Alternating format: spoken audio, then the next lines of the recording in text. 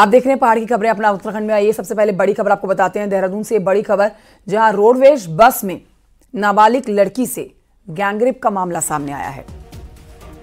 बताया जा रहा है कि 13 अगस्त की रात को देहरादून रोडवेज बस में मानसिक रूप से कमजोर लड़की के साथ गैंगरेप हुआ, जिसका खुलासा चाइल्ड वेलफेयर कमेटी के काउंसलिंग में हुआ है।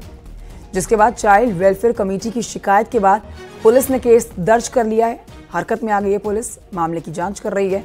उत्तराखंड राज्य महिला आयोग की अध्यक्ष कुसुम कंडवाल बालिका निकेतन में पहुंची और नाबालिग लड़की से गैंगरेप के मामले में एसपी और जिला प्रोविजन अधिकारी से जानकारी ली गई है। ये बड़ी खबर।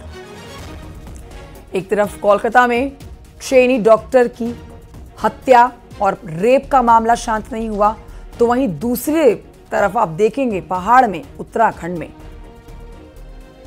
मानसिक रूप से कमजोर लड़की के साथ 12 से 13 अगस्त की रात को दुष्कर्म हुआ है, गैंगरेप हुआ है। इस बात का खुलासा हुआ है। ये लड़की मानसिक रूप से कमजोर थी, जिसका गैंगरेप किया गया। चाइल्ड वेलफेयर कमेटी की काउंसलिंग में इस बात का खुलासा हुआ है। अब पुलिस हरकत में आ गई है। चाइल्ड वेलफेयर कमेटी की शिकायत के बाद पुलिस ने केस दर्ज कर लिया है। मामले की छानबीन शुरू कर दी गई है। दुष्कर्म करने वाले लोगों तक अब पहुंचने के लिए पुलिस आगे कार्रवाई कर रही है। उत्तराखंड राज्य महिला आयोग ने भी इस पर एक्शन ले लिया है, जिनकी अध्यक्ष हैं कुसुम कंडवाल बालिका निकेतन में पहुंची हैं। नाबालिग लड़की से गैंगरेप के मामले में पुलिस अधिकारी से उन्होंने जानकारी ली है और आगे सख्त से सख्त कार्रवाई दोषियों के खिलाफ की जाए, पुलिस को उन्होंने कहा है। चाइल्ड वेलफेयर कमेटी ने खुलासा किया है, मानसिक रूप से कमजोर लड़की 12 से 13 अगस्त की रात, जब पूरे देश में चिकित्सकों ने हड़ताल कर रखी थी, मेडिकल सेवा बंद कर रखी थी, हड़ताल का आह्वान कर रखा था, उसी दिन देखिए उन्हीं 2 दिन की रात में यह घटनाक्रम, यह हादसा, यह गैंगरेप उत्तराखंड में हुआ है। सतेंद्र बर्थवाल हमारे साथ जुड़ गए हैं देहरादून से इस खबर पर और जानकारी के साथ फोन लाइन पर। सतेंद्र, ये वाकई में बहुत चौंकाने वाला और रूह कपा देने वाला मामला है। एक तरफ कोलकाता में ट्रेनी डॉक्टर के साथ दुष्कर्म और उसकी हत्या का मामला, तो वहीं दूसरी तरफ उत्तराखंड में मानसिक रूप से कमजोर बच्ची के साथ गैंगरेप। पूरी खबर विस्तार से बताइए, पुलिस ने क्या एक्शन अब तक लिया है, ये भी जानकारी दें। बिल्कुल कंचन, ये देहरादून के जो आईएसबीटी है, यहाँ एक दिल दहलाने वाली इस घटना को कह सकते हैं, जहाँ एक नाबालिग युवती के साथ गैंगरेप की घटना को अंजाम दिया गया है। बताया जा रहा है कि जो युवती है वो मानसिक रूप से बीमार है और वो दिल्ली से देहरादून की रोडवेज में बैठी थी। जैसे ही वो देहरादून पहुंची तो देर रात जब युवती रोडवेज की गाड़ी से नहीं उतरी, तो जो बस के कंडक्टर थे, ड्राइवर थे, उन लोगों ने ही उसके साथ रेप की घटना को अंजाम दिया। बताया जा रहा है कि करीब 6 लोग थे जिन्होंने युवती के साथ अलग अलग बार गैंगरेप की घटना को अंजाम दिया है। ये घटना 12 से 13 तारीख की रात की है और सवेरे ही जब युवती को यहाँ पे बदहवास स्थिति में मिली और युवती को वेलफेयर, जो चाइल्ड वेलफेयर की जो सोसाइटी है, उन लोगों ने उससे जो लगातार काउंसलिंग में करीब 3 से 4 दिन बाद ये पता चला कि युवती के साथ गैंगरेप हुआ है, जिसके बाद पूरा मामला संज्ञान में आया। पुलिस ने पूरी एक्शन ली। पुलिस अब बताया जा रहा है कि कुछ लोगों को पुलिस ने हिरासत में लिया, उनसे पूछताछ चल रही है। जी ठीक है, मानसिक रूप से कमजोर ये बच्ची या मानसिक रूप से विक्षिप्त ये लोग जिन्होंने रेप इस बच्ची के साथ किया है। गैंगरेप का ये दिल दहलाने वाला मामला उत्तराखंड से, जिस पर जानकारी हमारे सहयोगी सतेंद्र बर्थवाल दे रहे थे। सतेंद्र, शुक्रिया आपका जानकारी के लिए।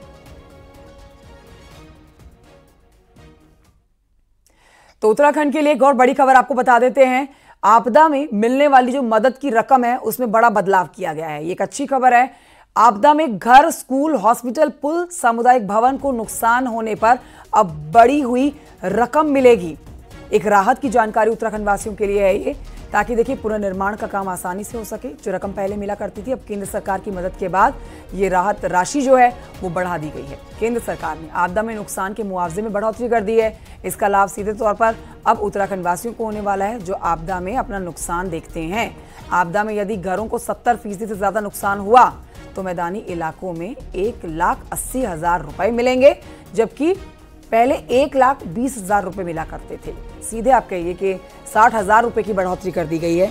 1,20,000 की जगह 1,80,000 रुपए मिला करेगा मुआवजा। पहाड़ी इलाकों में 2 लाख रुपए मिलेगा। मैदानी में 1,80,000 और पहाड़ी इलाकों में दूर दराज के जो इलाके हैं वहां 2 लाख रुपए। पहले 1,30,000 रुपए पहाड़ी इलाकों में मुआवजा मिला करता था। प्राथमिक स्कूलों को 70% से ज्यादा नुकसान होने पर 15 लाख मुआवजा मिलेगा। पहले 2 लाख रुपए मुआवजा मिला करता था, तो सीधे आप कहिए कई गुना बढ़ोतरी इस मुआवजे में दे दी गई है। मुआवजे पर मुख्यमंत्री पुष्कर सिंह धामी ने पीएम मोदी और गृहमंत्री अमित शाह का आभार जताया।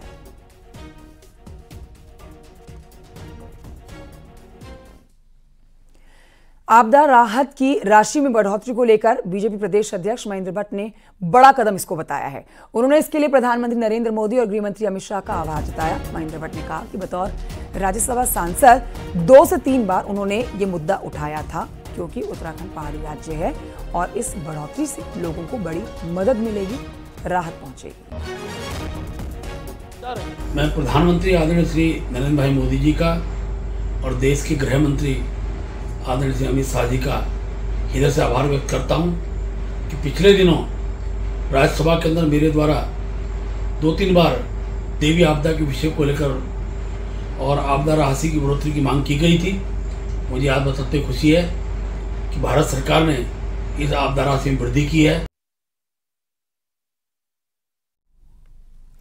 शनिवार को धामी कैबिनेट की अहम मीटिंग हुई है, जिसमें कुल मिला के 8 प्रस्तावों पर मोहर लगी है, जिसमें सबसे अहम अनुपूरक बजट के प्रस्ताव को कैबिनेट में मंजूर किया गया है। ये एक बड़ी खबर है जिसके ऊपर सबकी निगाहें टिकी हुई थी। प्रस्ताव को मंजूरी मिल गई है। अब यहां आपको बताएं कि कैबिनेट ने करीब 5,600 करोड़ रुपए के अनुपूरक बजट को मंजूर किया है, हरी झंडी दी है। चीनी मिलों में परमानेंट कर्मचारियों के 68 पदों पर मृतक आश्रितों को नौकरी मिलेगी। कैबिनेट ने पदों पर लगी रोक को अब हटा दिया है। वहीं टेलीविजन और संविदा कर्मचारियों को परमानेंट करने के लिए नियमावली बनेगी, इस पर भी चर्चा की गई है। खबर है कि परमानेंट होने का मानक 5 साल की बजाय अब 10 साल की सर्विस को माना जाएगा।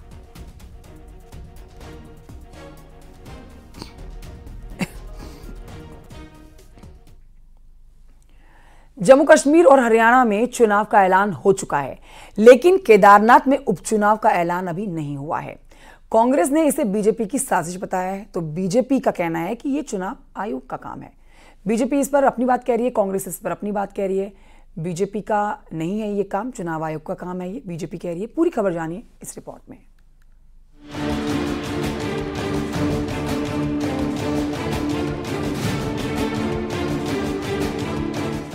शुक्रवार को चुनाव आयोग ने जम्मू कश्मीर और हरियाणा में चुनावी तारीखों का ऐलान किया। 4 अक्टूबर को दोनों राज्यों के चुनाव का रिजल्ट आएगा, लेकिन केदारनाथ उपचुनाव का ऐलान नहीं होने पर कांग्रेस ने सवाल उठाए। कांग्रेस नेता हरीश रावत और गणेश गोदियाल ने इसे बीजेपी की साजिश बताया है। अपने पोस्ट में हरीश रावत ने लिखा, केदारनाथ जैसी आपदा कश्मीर में भी आई, वहाँ पूरे राज्य में चुनाव हो रहे हैं, मगर केदारनाथ में चुनाव टाले जा रहे हैं, क्योंकि बीजेपी जानती है कि वो केदारनाथ का विधानसभा चुनाव हारने जा रही है। वहीं गणेश गोदियाल ने कहा कि यह हरकत चुनाव आयोग पर सवाल खड़े करती है, वरना केदारनाथ में चुनाव न करवाने की कोई वजह नहीं है। हरियाणा में तय समय से पहले चुनाव घोषित कर दिए गए और यहाँ जो चुनाव होने हैं, जो ड्यू है, उनको टाल दिया गया। तो ये लगता है कि पूरी तरह चुनाव आयोग बीजेपी के हिसाब से काम कर रहा है। केदारनाथ में इनकी स्थिति ठीक नहीं है, ये इनको जानकारी है अच्छी तरह, इसलिए इस चुनाव को टाल रहे हैं आगे। और जहां और स्थिति खराब होनी है वहां चुनाव पहले करा रहे हैं। तो चुनाव आयोग भी सिर्फ बीजेपी के हिसाब से काम कर रहा है। केदारनाथ चुनाव कांग्रेस और बीजेपी के लिए प्रतिष्ठा का चुनाव है, इसलिए दोनों पार्टियां पूरे प्लान के साथ काम कर रही हैं। 23 अगस्त को खुद कांग्रेस प्रदेश अध्यक्ष करण महारा केदारनाथ क्षेत्र में पहुंचेंगे। वहीं बीजेपी 5 मंत्रियों की ड्यूटी लगा चुकी है। वहीं खबर है कि बीजेपी जल्दी चुनाव नहीं चाहती, जिसके पीछे की वजह केदारनाथ यात्रा और वहां आई आपदा को बताया जा रहा है। लेकिन कांग्रेस के आरोपों को बीजेपी ने खारिज किया है। बीजेपी का कहना है कि केदारनाथ विधायक शैला रानी रावत का निधन 10 जुलाई को हुआ और 10 जनवरी से पहले इस सीट पर उपचुनाव होगा। चुनाव करवाना न करवाना ये बीजेपी के हाथ में नहीं है, ये चुनाव आयोग देखेगा इसको। कुल मिलाकर के संवैधानिक बात करें भाई, जब चुनाव 6 महीने के अंतराल में चुनाव होने हैं, जब चुनाव आयोग चाहेगा तो चुनाव होंगे और समय पे होंगे। ऐसा नहीं कि 6 महीने के बाद अब टल ही नहीं सकते किसी भी कीमत में, परंतु इस तरह की इस बातें करना मुझे लगता है कि पता नहीं क्या मामला और क्या हो गया। कांग्रेस ज्यादा उत्साहित अपने को समझ रही है। बद्रीनाथ उपचुनाव में जीत के बाद कांग्रेस का कॉन्फिडेंस बढ़ा हुआ है और अब कांग्रेस का टारगेट केदारनाथ जीतना है, तो बीजेपी के लिए केदारनाथ उपचुनाव जीतना अब जरूरी भी है और मजबूरी भी। लेकिन चुनाव के लिए तारीख का ऐलान जरूरी है और इसी में कांग्रेस को बीजेपी और चुनाव आयोग की साजिश दिख रही है। न्यूज़ 18 के लिए देहरादून से दीपांकर भट्ट की रिपोर्ट। केदारनाथ घाटी आपदा की वजह से क्षतिग्रस्त हुआ। एक बड़ा अपडेट आपको इस मामले पर देते हैं कि केदारनाथ हाईवे और पैदल मार्ग को धीरे धीरे अब दुरुस्त किया जा रहा है। पैदल मार्ग भी ठीक किया जा रहा है। हालांकि केदारनाथ धाम के लिए पैदल मार्ग शुरू हो गया है। एनडीआरएफ, एसडीआरएफ की देखरेख में श्रद्धालुओं को यहां पर केदारनाथ धाम दर्शन के लिए भेजा जा रहा है। केदारनाथ पैदल रास्ते पर पुलिस, एनडीआरएफ, एसडीआरएफ की टीमों की तैनाती है और हर दिन लगभग 150 के करीब श्रद्धालु बाबा केदार के दर्शन कर रहे हैं। लगातार केदार घाटी में रास्तों को बनाने का काम जारी है। जैसे ही पैदल मार्ग पूरी तरह से दुरुस्त हो जाएंगे, वैसे ही यात्रा पुराने स्वरूप में आ जाएगी।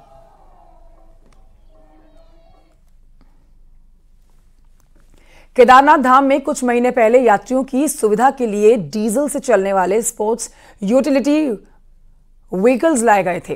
अब शनिवार की आप ये तस्वीरें देख रहे हैं जब केदारनाथ धाम में चिनूक हेलीकॉप्टर के द्वारा 2 गोल्फ कार भेजी गई हैं। इनका सबसे बड़ा फायदा यह है कि ये बैटरी से चलती हैं और एसयूवी की तरह ही पर्यावरण को नुकसान भी नहीं पहुंचाती हैं। एक गोल्फ कार में एक समय में 8 लोग बैठ सकते हैं।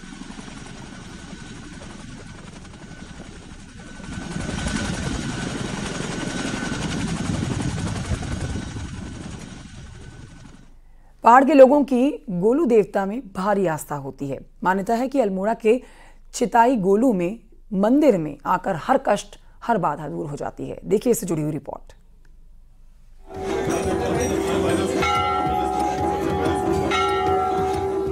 अल्मोड़ा के चिताई गोलू देवता के मंदिर परिसर में लाखों घंटियां और अर्जियां इस बात की तस्दीक करने के लिए काफी है कि गोलजू देवता के प्रति लोगों में आस्था कितनी ज्यादा है। वहीं इंटरनेशनल बैडमिंटन खिलाड़ी लक्ष्य सेन भी गोलू देवता के भक्त हैं और जब भी लक्ष्य सेन अल्मोड़ा आते हैं तो वो मंदिर में हाजिरी लगाना नहीं भूलते हैं। अभी हाल ही में पेरिस ओलंपिक में लक्ष्य सेना ने शानदार प्रदर्शन किया था। भी हमारा कोई टूर्नामेंट होता है या हम लोग अल्मोड़ा आते हैं तो हम यहाँ ज़रूर आते हैं और अभी भी मैं बस थैंक यू बोलना चाहूँगा और बस यहाँ पे ग्रैटिट्यूड लेने आया हूँ कि जो भी भगवान ने दिया सब उनकी देन है और हम अब जब भी अल्मोड़ा आते हैं, जब भी हमें टाइम होता है, हम यहाँ ज़रूर आते हैं। गोलू देवता के मंदिर से कोई भी खाली हाथ नहीं जाता। वहीं गोलजीव को न्याय का देवता भी कहा जाता है। मंदिर के पुजारियों का कहना है कि दूर दूर से भक्त न्याय की गुहार लेकर मंदिर आते हैं। गोलू देवता मंदिर सफलता की कुंजी है चितई। यह सबका ताला खुलता है, लेकिन विश्वास और भावनाएं सही होनी चाहिए। आदमी को कन्वर्ट है, आदमी सोच ले कि मैंने आगे बढ़ना है, तो ये गोलू देवता सबको आगे बढ़ने के लिए प्रोत्साहित करते हैं और आशीर्वाद देते हैं।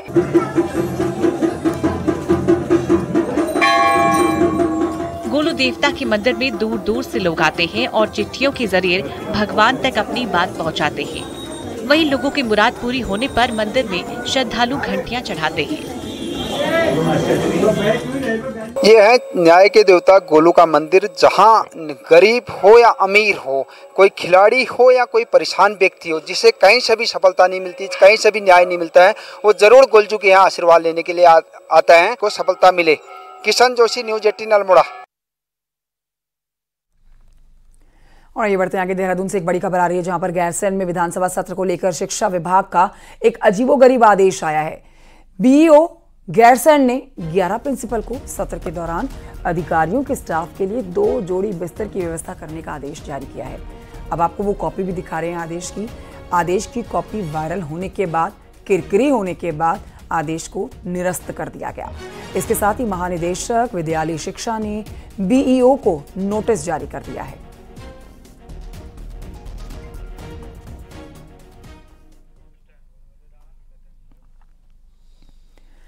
राजधानी देहरादून से खबर, जहां पर थाना क्लेमेंटाउन में जमकर मारपीट का एक वीडियो वायरल हो रहा है, जिसमें कुछ युवक दो युवकों की पिटाई कर रहे हैं। ये सोशल मीडिया पर वीडियो वायरल है। सीसीटीवी का फुटेज आप देख रहे हैं। गाड़ियों में तोड़फोड़ की गई है, युवकों के साथ पिटाई की गई है। मामले की शिकायत मिलते ही पुलिस हरकत में आ गई है, केस दर्ज कर लिया है आरोपी युवकों के खिलाफ। एसएसपी ने कहा है कि मामले में मुकदमा दर्ज करके आरोपियों की तलाश की जा रही है।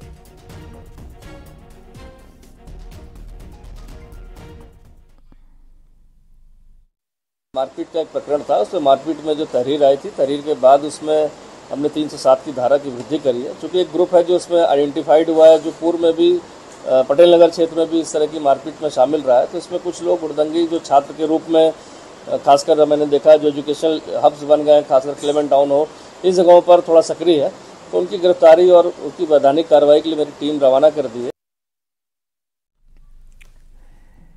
काशीपुर से खबर, जहां बस डिपो को एआरएम को विजिलेंस की टीम ने रिश्वत लेते रंगे हाथों पकड़ा है। विजिलेंस की टीम ने रंगे हाथों इसको गिरफ्तार कर लिया है। टीम ने एआरएम को 9,000 रुपए की रिश्वत लेते हुए रंगे हाथों पकड़ा। विजिलेंस का कहना है कि बस कंडक्टर से एआरएम रिश्वत मांग रहा था, जिसकी शिकायत पर बस कंडक्टर ने विजिलेंस की टीम को जानकारी दी। टीम हरकत में आई, एक्शन लिया गया और रंगे हाथों इस अधिकारी की गिरफ्तारी हुई।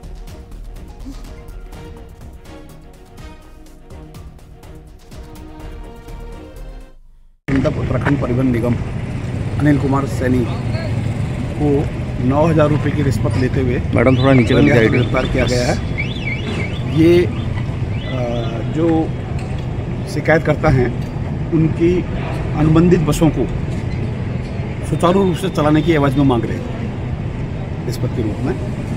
तो वो नहीं देना चाहते थे रिश्वत और कार्रवाई चाहते थे, तो कार्रवाई आज की गई है। पौड़ी के कलजीखाल ब्लॉक में एक मकान ढहने से बुजुर्ग महिला की मौत हो गई है। तेज बारिश की वजह से कुसियाण गांव में मकान की दीवार गिर गई थी, जिसकी चपेट में आने से इस महिला की मौत हो गई। बुजुर्ग महिला जिसकी मौत की जानकारी मिल रही है। मकान काफी वक्त से जर्जर था, जिसमें महिला अकेले रहती थी। लोगों ने गांव के जर्जर मकान होने का सर्वे करके इसकी शिकायत भी दर्ज कराई थी। इन लोगों को कहीं और शिफ्ट भी करने की मांग की जा रही थी, लेकिन ये महिला जर्जर मकान में रहा करती थी।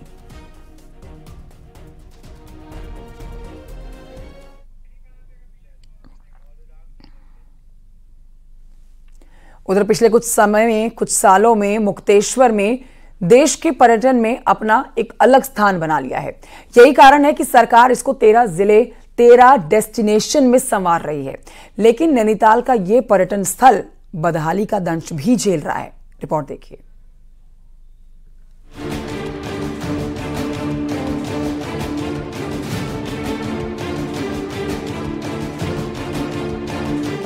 रानीखेत कौसानी से ज्यादा मुक्तेश्वर पर्यटकों की पसंद तो बना, लेकिन यहाँ सुविधाओं का बुरा हाल है।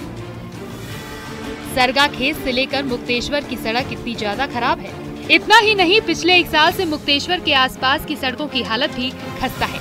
लेकिन वीआईपी मूवमेंट के बाद भी इन सड़कों की दशा आज तक नहीं सुधर पाई। तो वो पूरा जो भटेलिया से लेके ऊपर सरगाखेत से कहूँगा मैं, मुक्तेश्वर का रास्ता है, बहुत ही डैमेज स्थिति में आ गया है और इतने सारे गड्ढे हो गए कि हमें वहाँ टूरिस्ट को भेजने में भी मतलब वो एक शर्म जैसी आती है कि हम उनको यहाँ कह रहे हैं कि आप मुक्तेश्वर घूमने। अब आप यहाँ से भालूगाड़ वाटरफॉल को जाइए, इतनी खराब हालत है उस रोड की और बहुत ही दयनीय स्थिति में है सभी रोड है यहाँ कम से कम। दरअसल इस हिल स्टेशन की शांति टूरिस्टों को यहाँ तक लाती है और चौली की जाली सरगाखेत में भी साल भर पर्यटकों का दबाव रहता है। लेकिन खस्ता हाल सड़कें परेशानी का सबब बनी हुई है। हालांकि जिला प्रशासन सड़कों को जल्द ठीक करने की बात कर रहा है। जो मुख्य मार्ग है हमारे जो टूरिस्ट प्लेसेस को जोड़ते हैं, उनके लिए जो रेस्टोरेशन है रूट्स का, उसके लिए धनराशि विभागों को निर्गत करी गई है। और मानसून के बाद जो ये पैच रिपेयर है या गड्ढा मुक्ति के कार्य हैं, वो पीडब्ल्यूडी से हम लोग आरंभ कराएंगे और प्रयास ये रहेगा कि जैसे ही बारिश का ये खत्म होता है, जल्दी से जल्दी सारी सड़कें जो हैं वो रिस्टोर कर लें। मुक्तेश्वर जाने वाली सड़क बेहाल है, जिसका असर अब पर्यटन कारोबार पर भी पड़ने लगा है। ऐसे में जरूरत पहाड़ की लाइफलाइन यानी कि सड़कों को जल्द ठीक करने की है, ताकि पर्यटक ज्यादा पहाड़ पर आएं और पर्यटन कारोबार को पंख लगे। न्यूज़ 18 के लिए नैनीताल से वीरेंद्र बिस्ट की रिपोर्ट।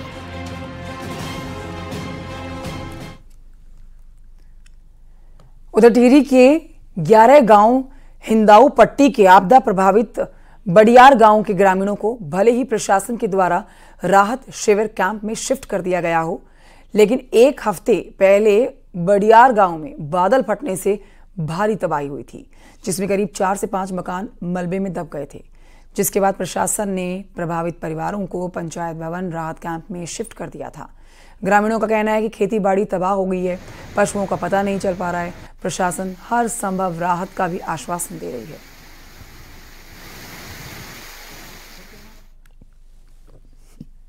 दिक्कत पानी बीच दिक्कत न पानी का जाना छ बाटा ठीक छ बाटा नहीं छन घास का कल बल्द बुका छन हमारा दान बुका छन हमार कुड़ा में बिटिन छन हम जाना आना कुड़ा में बिटिन छुटे हुए हैं, उनकी भी व्यवस्था होनी चाहिए पहले। दूसरे में जो हमने गाय भैंस छोड़ रहे हैं उनके पास कैसे जाएं, वो मार्ग बंद हो चुके हैं, मीन पानी नहीं।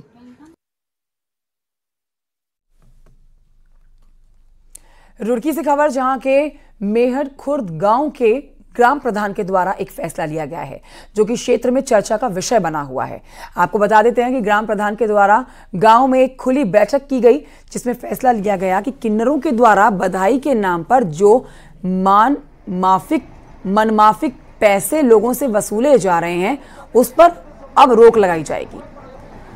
उन्होंने बोर्ड में किन्नरों के लिए इनाम भी तय कर दिया है। अब 1100, 2100, 3100 रुपए का इनाम दिया जाएगा।